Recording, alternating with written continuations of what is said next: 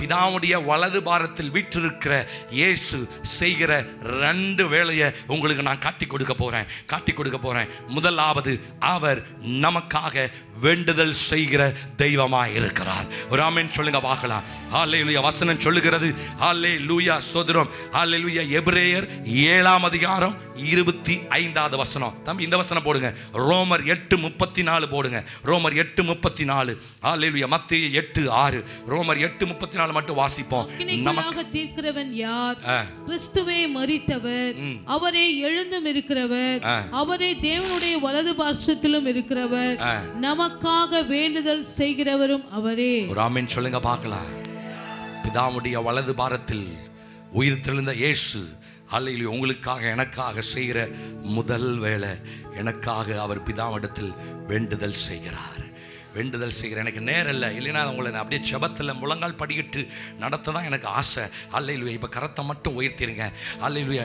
இயேசு எனக்காக பிதாவிடத்தில் வேண்டுதல் செய்கிறது போல நானும், ஹல்லேலூயா, இந்த பூலோகத்தில் வேண்டுதல் செய்ய அழைக்கப்பட்டிருக்கிறேன்.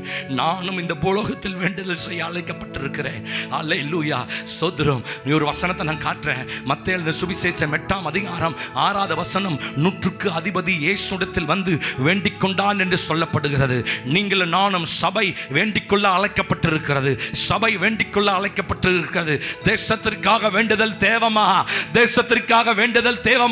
ஹல்லேலூயா. வசனம் சொல்லுது, என் ஜனங்கள் தங்களை தாங்களே தாழ்த்தி தங்களுடைய பொல்லாத வழிகளை விட்டு திரும்பினால் நான் அவர்களுடைய ஜெபத்தை வேண்டுதலை கேட்டு, ஹல்லேலூயா, தேசத்திற்கு க்ஷேமத்தை வர பண்ணுவேன் என்று திருவலம் பற்றின ஆவியானவர் இன்னைக்கு நம்மத்திலே பேசுகிறார். உயிர்த்தெழுந்த ஆண்டவர் உங்களிடத்தில் எதிர்பார்க்கிற ஒரு காரியம், ஹல்லேலூயா, வேண்டுதல் செய்கிற ஒரு நபராய்.